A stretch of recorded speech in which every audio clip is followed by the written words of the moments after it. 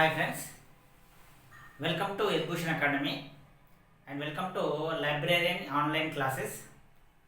Last క్లాస్లో librarian online క్లాసెస్కు సంబంధించినటువంటి course details అన్నీ తెలుసుకోవడం జరిగింది.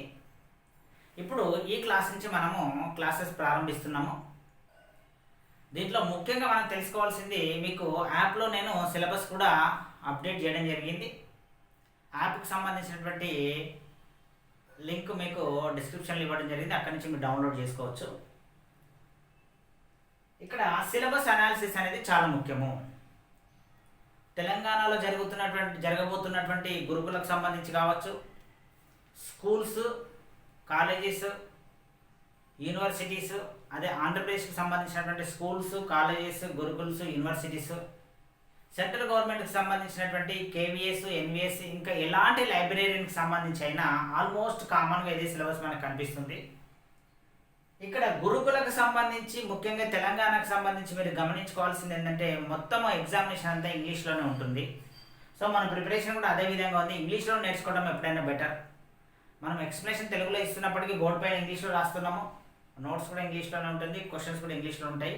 కాబట్టి ఎగ్జామినేషన్లో మనం నేర్చుకోవడమే ఇంగ్లీష్లో నేర్చుకోవాలి. ట్రాన్స్లేషన్ పద్ధతులు నేర్చుకుంటే ఎగ్జామినేషన్లో పోయిన తర్వాత క్వశ్చన్లన్నీ ట్రాన్స్లేషన్ చేసడానికి మన టైం అనేది సరిపోతుంది. ఓకేనా? రైట్, ఇప్పుడు సిలబస్ అనాలిసిస్ చూద్దాము.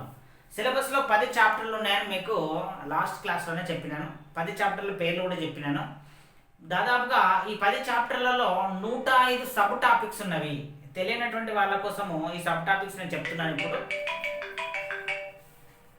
ఇప్పుడు వీటి సబ్ టాపిక్స్ సంబంధించినటువంటి పీడిఎఫ్ ఏదైతే ఉన్నదో దాన్ని నేను యాప్లో కూడా అప్లోడ్ చేసినాను, కాబట్టి మీరు యాప్లో చూడొచ్చు. లేకపోతే ఇప్పుడు చెప్పినటువంటి కూడా మీరు నోట్ చేసుకోవడానికి అవకాశం అనేటువంటిది ఉంది. ఫస్ట్ టాపిక్ వైజ్గా మనం కనుక చూసినట్టయితే, first chapter foundation of library and information sciences. Foundation of library and information sciences, ఇది బేసిక్స్ అన్నట్టు. దీంట్లో ఉన్నటువంటి చాప్టర్ చూస్తే 5 లాస్ ఆఫ్ లైబ్రరీ సైన్స్. ఈ గ్రంథాలయ శాస్త్రానికి సంబంధించినటువంటి ప్రాథమిక సూత్రాలు 5 ఉంటాయి, 5 సూత్రాలు. Types of libraries and their functions, గ్రంథాలయాల్లోని రకాలు, వాటి యొక్క విధులు. లైబ్రరీ మూవ్మెంట్ ఇన్ తెలంగాణ, తెలంగాణలో గ్రంథాలయ ఉద్యమము. ఇంపార్టెంట్ లైబ్రరీస్ ఇన్ తెలంగాణ, తెలంగాణలో ఉన్నటువంటి ముఖ్యమైనటువంటి గ్రంథాలయాల జాబితా. లైబ్రరీ లెజిస్లేషన్ ఇండియా, భారతదేశంలో గ్రంథాలయాలకు సంబంధించినటువంటి చట్టాల యొక్క వరుస క్రమము. లైబ్రరీ ఎక్స్టెన్షన్ సర్వీసెస్, లైబ్రరీకి సంబంధించినటువంటి అదనపు సేవలు ఏ విధంగా ఉంటున్నవి. Library associations in India, UK, USA, ILA, IASLIC, అంటే భారతదేశంలో, యునైటెడ్ కింగ్డమ్లో, యునైటెడ్ స్టేట్స్ ఆఫ్ అమెరికాలో గ్రంథాలయాలకు సంబంధించినటువంటి సంఘాలు, వీటికి సంబంధించిన సమస్త సమాచారాన్ని మనం మొదటి యూనిట్లో నేర్చుకోవాలి. సెకండ్ యూనిట్, దీంట్లో ఇంకా టాపిక్స్ ఉన్నాయి. National and international organisations promoting library development, అంటే భారతదేశంలో ఉన్నటువంటి జాతీయపరమైనటువంటి, అంతర్జాతీయపరమైనటువంటి గ్రంథాలయాలను ప్రమోట్ చేస్తున్నటువంటి కొన్ని సంస్థలు. ఉదాహరణకు ఆర్ఆర్ఆర్ఎల్ఎఫ్, ఎన్ఏఎస్ఎస్డిఓసి, ఎన్ఐసిసిఏఐఆర్, డిఈఎస్ఐడిఓసి, ఐఎఫ్ఎల్ఏ అండ్ యునెస్కో. ఈ సంస్థలన్నీ కూడా, రాజా రామ్మోహన్ రాయ్ లైబ్రరీ ఫౌండేషన్, ఇవన్నీ కూడా గ్రంథాలయాలను ఏ విధంగా ప్రమోట్ చేస్తున్నాయి మనం తెలుసుకోవాలి. ఇదంతా కూడా first chapter. Next second chapter information, communication and society. సమాచారం అంటే ఏంటిది, కమ్యూనికేషన్, భావ ప్రసారం ఏ విధంగా జరుగుతుంది, సొసైటీ, సమాజానికి దీనికి ఉన్నటువంటి సంబంధం ఏంటి. దీనిలో ఉన్నటువంటి sub topics data, information and knowledge, అసలు సమాచారం అంటే ఏంటిది, జ్ఞానం అంటే ఏంటిది, దానికి సంబంధించిన ప్రాథమిక భావనలు. Information as a resource commodity, సమాచారం అనేటువంటిది ఒక వినియోగ వస్తువుగా ఏ విధంగా ఉంది. Role of information in socio economic development, సాంఘిక పరమైనటువంటి, ఆర్థిక పరమైనటువంటి అభివృద్ధికి సమాచారం యొక్క ప్రాధాన్యత ఎంతవరకు ఉంటుంది. ఇన్ఫర్మేషన్ సొసైటీ, సమాచార ఆధారితమైనటువంటి సమాజం ప్రజెంట్ మనం ఉన్నాము. అదేవిధంగా నాలెడ్జ్ సొసైటీ, జ్ఞాన ఆధారిత సమాజానికి ఉన్నటువంటి లక్షణాలు ఏంటి. నాలెడ్జ్ మేనేజ్మెంట్, జ్ఞానాన్ని ఏ విధంగా నిర్వహిస్తున్నాము ఇప్పుడు ప్రజెంట్. ఇన్ఫర్మేషన్ జనరేషన్, సమాచారం అనేది ఏ విధంగా పుడుతున్నది. కలెక్షన్, స్టోరేజ్ అండ్ డిసెమినేషన్, అంటే ఒక జ్ఞానాన్ని ఏ విధంగా సేకరించాలి, ఏ విధంగా స్టోర్ చేయాలి, ఏ విధంగా పంపిణీ చేయాలి. ఇంటలెక్చువల్ ప్రాపర్టీ రైట్స్, అంటే మేధో హక్కులు. Copyright, right to information act, సమాచార హక్కు చట్టం. ఇవన్నీ టాపిక్స్ మనము 2వ చాప్టర్లో తెలుసుకుంటాము. 3వ చాప్టర్లో ఇన్ఫర్మేషన్ సోర్సెస్, సమాచారానికి సంబంధించినటువంటి సోర్సెస్ ఏంటివి. Source of information primary, secondary and tertiary. మనకు సమాచారం ఎక్కడి నుంచి దొరుకుతుంది, ప్రైమరీగా ప్రాథమికంగా ఎక్కడి నుంచి దొరుకుతుంది, ద్వితీయ పరంగా ఉన్నటువంటి వనరులు ఏంటివి, టెర్షియరీ తృతీయమైనటువంటి వనరులు ఏంటివి. ఆ వనరులు ఒకసారి చూద్దాము. డాక్యుమెంటరీ అండ్ నాన్ డాక్యుమెంటరీ, 2 రకాలు మనం క్లాసిఫికేషన్ చేసుకున్నాము. తర్వాత రెఫరెన్స్ సోర్సెస్ చాలా ఉంటాయి. డిక్షనరీస్ అంటే నిఘంటువులు. ఎన్సైక్లోపీడియాస్ అంటే విజ్ఞాన సర్వస్వాలు. జియోగ్రఫికల్ సోర్సెస్ అంటే భౌగోళికమైనటువంటి వనరులు. బయోగ్రఫికల్ సోర్సెస్ అంటే జీవన చిత్రాలు, అంటే ఒక వ్యక్తికి సంబంధించినటువంటి బయోగ్రఫీ. ఇయర్ బుక్స్ ఆర్ ఆల్మనాక్స్, అంటే ప్రతి సంవత్సరం ఒక పర్టికులర్ సబ్జెక్ట్ మీద రిలీజ్ చేసిన బుక్స్ని మనం ఇయర్ బుక్స్ అంటున్నాం, వార్షిక దర్శినులు. డైరెక్టరీస్ అండ్ హ్యాండ్ బుక్స్, ఒక సమాచారానికి, ఒక వ్యవస్థకు సంబంధించినటువంటి సమస్త సమాచారాన్ని ఒక దగ్గర ఏర్చి కూర్చుంటే అట్లాంటి వాటిని మనము డైరెక్టరీస్ అండ్ హ్యాండ్ బుక్స్ అంటాము, అట్లాంటి వాటికి సంబంధించి. స్టాటిస్టికల్ సోర్సెస్ అంటే గణాంక సమాచారము. బిబ్లియోగ్రఫీస్ అంటే ఒక పుస్తకాన్ని రచించడానికి కావలసినటువంటి కొన్ని పుస్తకాల జాబితాను మనం బిబ్లియోగ్రఫీ అంటాము. పుస్తక సూచి, గ్రంథ సూచి.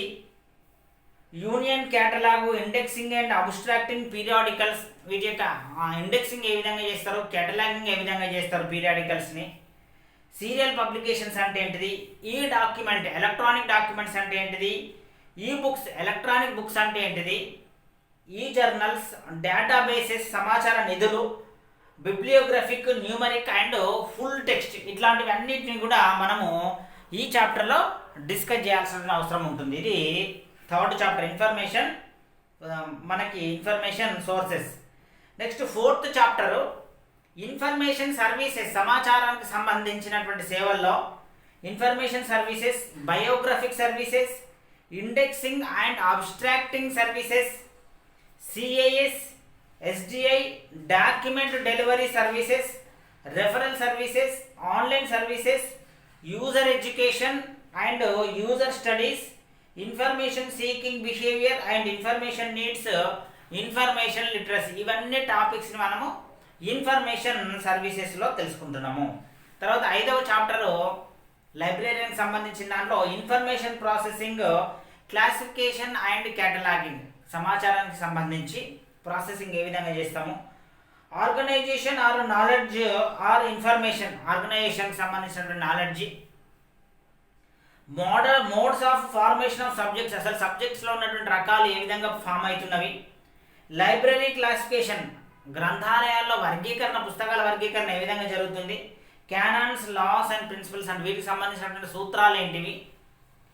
నొటేషన్ అండ్ న్యూమోనిక్స్ అంటే వీటిని ఏ విధంగా మనము ఐడెంటిఫై చేసుకోవాలి, గుర్తుపెట్టుకోవాలి. ఫండమెంటల్ కేటగిరీస్ ఏమున్నాయి, కాల్ నెంబర్ అంటే ఏంటి, common isolates, library classification schemes, DDC, UDC and CC. Library కేటలాగింగ్లో ఉన్నటువంటి క్యానాన్స్ ఏంటివి, లాస్ ఏంటివి, ప్రిన్సిపల్స్ ఏంటివి. లైబ్రరీ కేటలాగింగ్ సంబంధించినటువంటి కోడ్స్, సిసిసి అనే కోడ్ అండ్ ఏఏసిఆర్ 2 అనే కోడ్. బిబ్లియోగ్రఫిక్ స్టాండర్డ్స్, అదేవిధంగా ISBD, MARC and CCF. Indexing, pre coordinate, post coordinate. Vocabulary control కంట్రోల్కి సంబంధించినటువంటి థీసారస్ అంటే ఒక పదానికి సంబంధించినటువంటి యాంటోనిమ్స్, సినోనిమ్స్, దానికి సంబంధించిన మీనింగ్స్ అన్ని ఒక దగ్గర ఇస్తే దాన్ని మనం థీసారస్ అంటాము. లిస్ట్ ఆఫ్ సబ్జెక్ట్స్, హెడ్డింగ్స్ ఏముంటాయి. Information storage and retrieval system, ISAR అంటే information storage and retrieval system. Search strategies ఏంటిది, బూలియన్ ఆపరేటర్స్ ఏ విధంగా ఉన్నాయి. ఎవాల్యుయేషన్, మూల్యాంకనము ఐఎస్ఏఆర్ సంబంధించిన ఏ విధంగా జరుగుతుంది. చాలా పెద్ద చాప్టర్ 5th.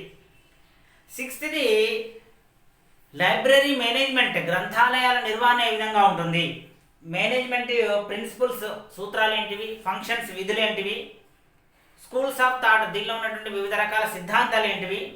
ఆర్గనైజేషనల్ స్ట్రక్చర్ అంటే ఒక గ్రంథాలయానికి సంబంధించినటువంటి స్ట్రక్చర్ ఏ విధంగా ఉంటుంది, ప్లానింగ్ ఏ విధంగా ఉంటుంది, decision making, system, analysis, evaluation, design, collection, development అంటే బుక్స్ని కలెక్షన్ చేయడం ఎలా, డెవలప్ చేయడం ఎలా, బుక్స్ కానీ సీరియల్స్ కానీ నాన్ బుక్స్ కానీ మెటీరియల్స్ కానీ, ప్రిన్సిపల్స్ ఆఫ్ బుక్ సెలెక్షన్ ఒక పుస్తకాలను ఏ విధంగా లైబ్రరీలకు తీసుకోవాల్సిన ఎంచుకోవాలి దానికి సంబంధించినటువంటి సూత్రాలు, యాక్విజిషన్ ప్రొసీజర్స్, ఐఎస్బిఎన్ అంటే ఏంటిది, ఐఎస్ఎస్ఎన్ అంటే ఏంటిది, international standard book number, maintenance, preservation and conservation వీటిని ఏ విధంగా కాపాడాలి, ఏ విధంగా భద్రపరచాలి, ఏ విధంగా భవిష్యత్ తరాలకు అందజేయాలి, హ్యూమన్ రిసోర్సెస్ మేనేజ్మెంట్ మానవ వనరులను ఏ విధంగా నిర్వహించాలి, ఫైనాన్షియల్ మేనేజ్మెంట్ ఆర్థిక పరమైనటువంటి వనరులను ఏ విధంగా నిర్వహించాలి, రిసోర్సెస్ జనరేషన్ కొన్ని వనరులను ఏ విధంగా మనం ఉత్పత్తి చేయాలి, బడ్జెట్ ఏ విధంగా ఉంటుంది, cost benefit analysis,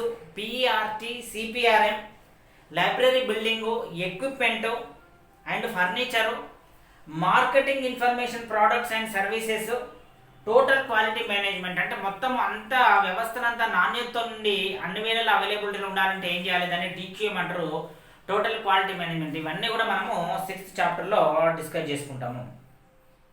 next 7th chapter కూడా మోస్ట్ ఇంపార్టెంట్ క్వశ్చన్స్ వస్తున్నాయి.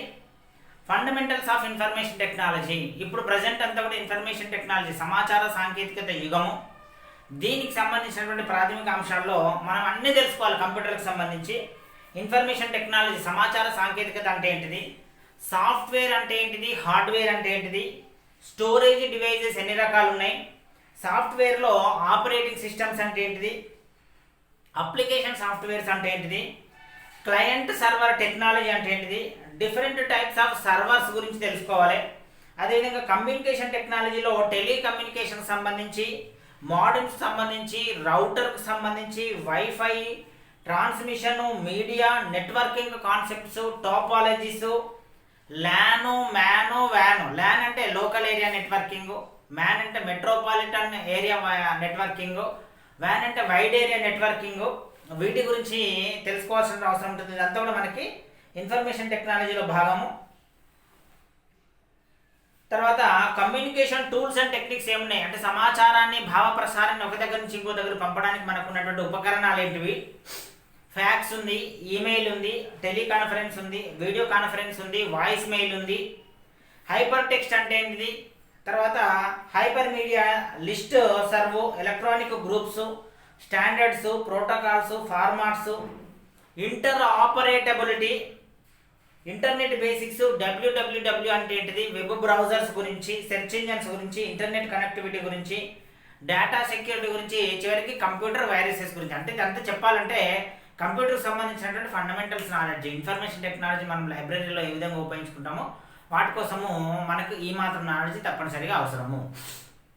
Next unit 8 library automation and networks. అంటే ఇప్పుడు లైబ్రరీస్ అన్నింటినీ కూడా ఆధునికీకరిస్తున్నారు కాబట్టి, అంటే ప్రతి దాన్ని కూడా కంప్యూటరీకరిస్తున్నారు కాబట్టి ఈ చాప్టర్ అవసరం పడుతుంది. Library automation, areas of automation, hardware సాఫ్ట్వేర్ని ఏ విధంగా సెలెక్షన్ చేసుకోవాలి, OPAC, resource sharing and library networks, ERNET, NICNET, DELNET, INFLIBNET ఇవన్నీ తెలుసుకోవాలి. OCLC, library consortia, information systems, INIS, AGRIS, PubMed, INSPEC, software for library automation. ఇవన్నీ కూడా లైబ్రరీని computerisation చేయాలంటే, ఆటోమేషన్ చేయాలంటే అవసరపడేటువంటి విషయాలన్నీ కూడా ఈ 8th చాప్టర్లో మనము డిస్కస్ చేసుకుంటాం. Next 9th chapter unit 9 digital libraries.